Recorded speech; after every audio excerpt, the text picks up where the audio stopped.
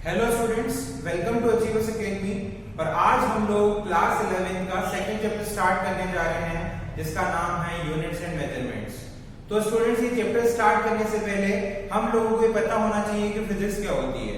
तो साइंस की वो ब्रांच जो कि नेचुरल फिनोमिना को स्टडी करती है स्टूडेंट्स, इसको हम लोग फिजिक्स बोलते हैं। नेचुरल फिनोमिना में आपके पास डे नाइट का फॉर्मेशन हो गया, दिन रात का होना, बारिश का होना, जो सन है उसके अराउंड जो आपकी अर्थ है वो रिवॉल्व कर रही है, जो मून है वो अर्थ के अराउंड रिवॉल्व कर रहा है, ग्रेविटेशन, ये सारी जो चीजें हैं स्टूडेंट्स, ये नेचुरल फिनोमिना में आती है। तो इनकी स्टडी साइंस की जो ब्रांच करती है इसको हम लोग फिजिक्स बोलते हैं। ठीक है, साथ ही फिजिक्स आपको क्या बताती है, कोई भी नेचुरल फिनोमिना हो रहा है उसके अंदर जितनी भी फिजिकल क्वांटिटीज इन्वॉल्व हैं उनके बीच में आपस में क्या रिलेशन है। अगर मैं एक ऑब्जेक्ट को यहां से रिलीज करता हूं तो इस रिलीज होने के फिनोमिना में कौन कौन सी फिजिकल क्वांटिटीज इन्वॉल्व है स्टूडेंट। ये अगर ऑब्जेक्ट रिलीज होगा तो नीचे जाएगा। अच्छा, किस एक्सेलरेशन से जाएगा? ग्रेविटेशनल एक्सेलरेशन से जाएगा। कुछ टाइम भी लेगा, कुछ डिस्प्लेसमेंट भी ट्रेवल करेगा। जब नीचे पहुंचेगा तो उसकी फाइनल वेलोसिटी भी होगी। इनिशियल वेलोसिटी यहाँ पे 0 है। तो स्टूडेंट्स, इसमें बहुत सारी फिजिकल क्वांटिटीज इन्वॉल्व है। अब फिजिक्स क्या करता है, इन फिजिकल क्वांटिटीज में एक रिलेशन एस्टेब्लिश करता है। जैसा कि आपको पता है हमारे पास न्यूटन की 3 इक्वेशन ऑफ मोशन होती है। v equal to u plus at, s equal to ut plus half at square, v square equal to u square plus 2s। तो ये क्या करते हैं, ये वेलोसिटी, एक्सेलरेशन, टाइम, इनमें एक रिलेशन प्रोवाइड करते हैं। तो फिजिक्स का काम क्या है, नेचुरल फिनोमेना को स्टडी करना और इनके अंदर जितनी भी फिजिकल क्वांटिटी इन्वॉल्व हो रही हैं उनके बीच में एक रिलेशन प्रोवाइड करना। ठीक है स्टूडेंट्स, ये क्लियर हो गया। अब हम लोग बात करते हैं फिजिकल क्वांटिटीज क्या होती है। कोई भी क्वांटिटी जिसको हम लोग मेजर कर सकते हैं स्टूडेंट्स, डायरेक्ट या इनडायरेक्ट मेथड से, तो हम लोग उसको क्या बोलते हैं, फिजिकल क्वांटिटीज। जैसे लेंथ मेजर कर सकते हो, मास मेजर कर सकते हो, टाइम मेजर कर सकते हो, टेम्परेचर मेजर कर सकते हो। ठीक है, तो जिन भी क्वांटिटीज को आप मेजर कर सकते हैं उनको हम लोग फिजिकल क्वांटिटीज बोलते हैं। लेकिन मैं बात करूं इमोशंस, क्या आप मेजर कर सकते हो? आज मेरे को इतना दुख हो रहा है, कितना दुख हो रहा है, 5 kg, नहीं कर सकते हैं, उसका कोई अमाउंट है क्या? आज मैं बहुत खुश हूं, बहुत, कितना बहुत, उसका अमाउंट कितना है, मेजर कर सकते हो? नहीं कर सकते। ठीक है, तो डर, कितना डर लग रहा है, आप मेजर नहीं कर सकते स्टूडेंट्स। तो वो क्वांटिटीज जिनको आप मेजर कर सकते हो डायरेक्ट या इनडायरेक्ट मेथड से, इसको हम लोग क्या बोलते हैं, फिजिकल क्वांटिटीज। अच्छा स्टूडेंट्स, फिजिकल क्वांटिटीज 2 टाइप की होती है, फंडामेंटल एंड डिराइव्ड। तो फंडामेंटल वो फिजिकल क्वांटिटीज होती हैं जो अपने आप में इंडिपेंडेंट है, जिनको किसी दूसरी फिजिकल क्वांटिटी की टर्म में डिफाइन नहीं किया गया हो। ठीक है, यानी जिनको डिफाइन करने के लिए मेरे को दूसरी फिजिकल क्वांटिटीज की रिक्वायरमेंट नहीं है, वो अपने आप में ही इंडिपेंडेंट है। ऐसी फिजिकल क्वांटिटीज को हम लोग फंडामेंटल फिजिकल क्वांटिटीज कहते हैं। नेक्स्ट आती है डिराइव्ड। डिराइव्ड वो फिजिकल क्वांटिटीज होती है स्टूडेंट्स जिनको डिफाइन करने के लिए आपको दूसरी फिजिकल क्वांटिटीज की रिक्वायरमेंट होगी, यानी वो किसी दूसरी फिजिकल क्वांटिटीज की टर्म्स में आप इनको डिफाइन कर सकते हो। मैं फंडामेंटल फिजिकल क्वांटिटी का अगर एग्जांपल लूं तो लेंथ को डिफाइन करने के लिए आपको दूसरी फिजिकल क्वांटिटी की रिक्वायरमेंट नहीं होगी। टाइम, मास, इलेक्ट्रिक करंट, लुमिनस इंटेंसिटी, ठीक है, अमाउंट ऑफ सब्सटेंस, तो ये सारी क्या स्टूडेंट्स, फंडामेंटल क्वांटिटीज है। अगर मैं डिराइव्ड क्वांटिटीज की बात करूं तो इसमें आ गया वेलोसिटी, एक्सेलरेशन। तो वेलोसिटी की जो डेफिनेशन होती है स्टूडेंट्स वो क्या होती है, displacement travelled per unit time. तो इसके अंदर डिस्प्लेसमेंट एक फिजिकल क्वांटिटी है, टाइम दूसरी फिजिकल क्वांटिटीज है, ये फंडामेंटल क्वांटिटीज है स्टूडेंट्स। इन फंडामेंटल क्वांटिटीज की टर्म्स में आप वेलोसिटी को डिफाइन कर रहे हो, यानी वेलोसिटी डिपेंडेंट हो गई ना 2 फिजिकल क्वांटिटीज पे, तो हम लोग वेलोसिटी को क्या बोलेंगे, डिराइव्ड क्वांटिटी। तो स्टूडेंट्स, अब हम लोग नेक्स्ट टॉपिक पे आते हैं, मेजरमेंट। तो मेजरमेंट ऐसा प्रोसेस है जिसके अंदर हमें जिस फिजिकल क्वांटिटी को मेजर करना है उसको हम लोग कंपेयर करते हैं। किसके साथ कंपेयर करते हैं, एक स्टैंडर्ड अमाउंट के साथ। स्टैंडर्ड अमाउंट में किसका होना चाहिए स्टूडेंट्स, सेम फिजिकल क्वांटिटी का। तो अगर आपको किसी चीज की लेंथ मेजर करनी है तो आपको लेंथ का एक स्टैंडर्ड अमाउंट लेना होगा, उस स्टैंडर्ड अमाउंट से आपको इस फिजिकल क्वांटिटी को क्या करना है, मेजर करना है, यानी इसको कंपेयर करना है स्टूडेंट्स। जैसे मैं एग्जांपल ले लेता हूं, तो यहां पर मेरे को इसकी क्या करनी है, विड्थ मेजर करनी है स्टूडेंट्स। ठीक है, विड्थ मेजर करनी है। तो विड्थ कौन सी फिजिकल क्वांटिटी में आ गई? लेंथ की फिजिकल क्वांटिटी में आ गई। तो मेरे को क्या करना पड़ेगा? लेंथ का एक स्टैंडर्ड अमाउंट लेना पड़ेगा।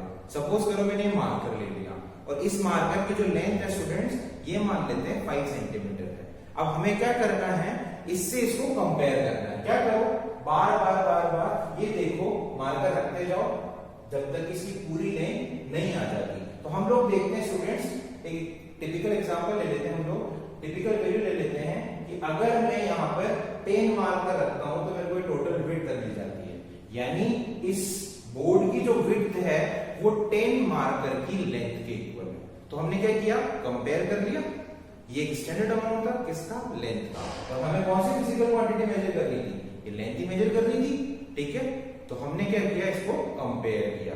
अब आप इसकी लेंथ बता सकते हो कैसे? इसकी जो लेंथ है वो कितनी है? 5 सेंटीमीटर। और ये कितने हैं? ये कितने मार्कर की लेंथ के इक्वल है? 10 मार्कर की लेंथ के इक्वल है। तो आप बोल सकते हो एक मार्कर की लेंथ 5 सेंटीमीटर, तो 10 मार्कर की लेंथ हो जाएगी स्टूडेंट्स 50 सेंटीमीटर। तो इस तरह से हम लोग किसी भी फिजिकल क्वांटिटी का मेजरमेंट कर सकते हैं। क्लियर है चीज?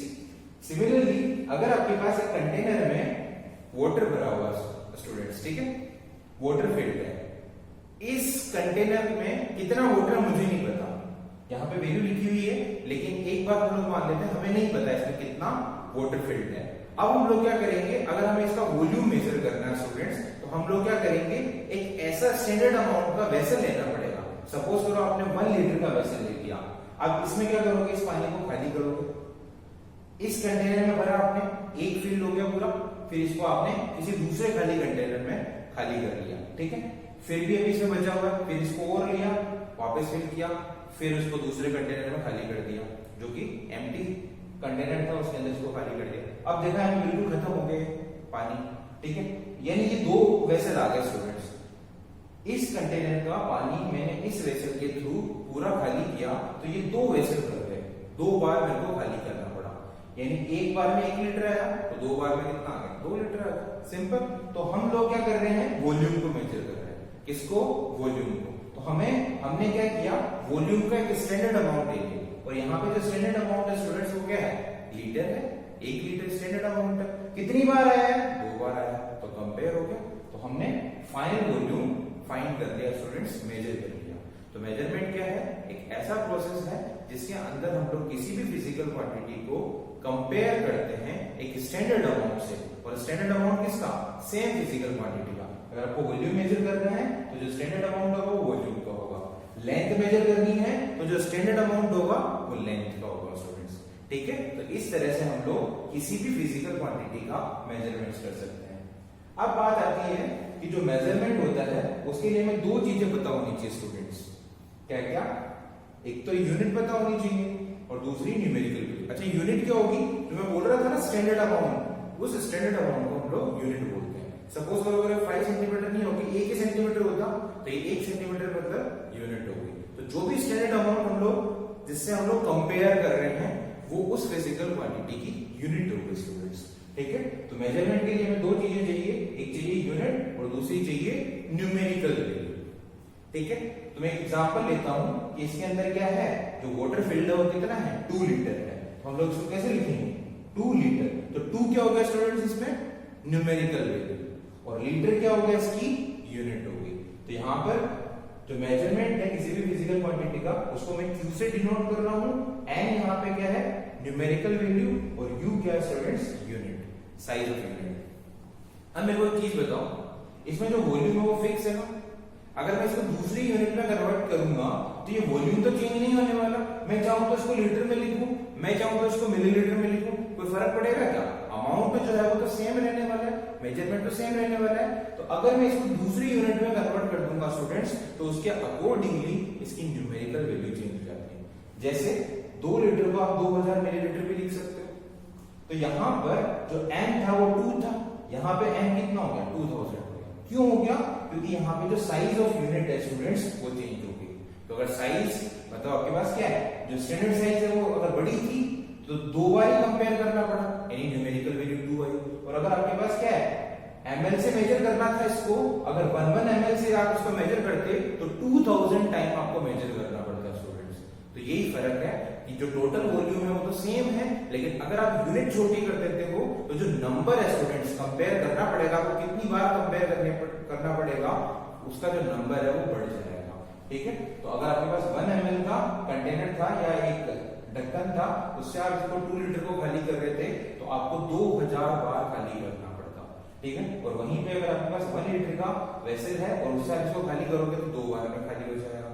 ठीक है, तो यहाँ पर अगर आप यूनिट्स को चेंज करते हो तो न्यूमेरिकल वैल्यू भी अकॉर्डिंगली चेंज हो जाती है, लेकिन जो total measure of physical quantity है वो स्टूडेंट सेम रहेगा, क्योंकि वॉल्यूम तो सेम ही है, वॉल्यूम के साथ हमने कोई चेंज नहीं किया स्टूडेंट्स। तो Q इक्वल्स टू NU, इसकी वैल्यू जो होती है स्टूडेंट्स कांस्टेंट होती है, ध्यान रखना।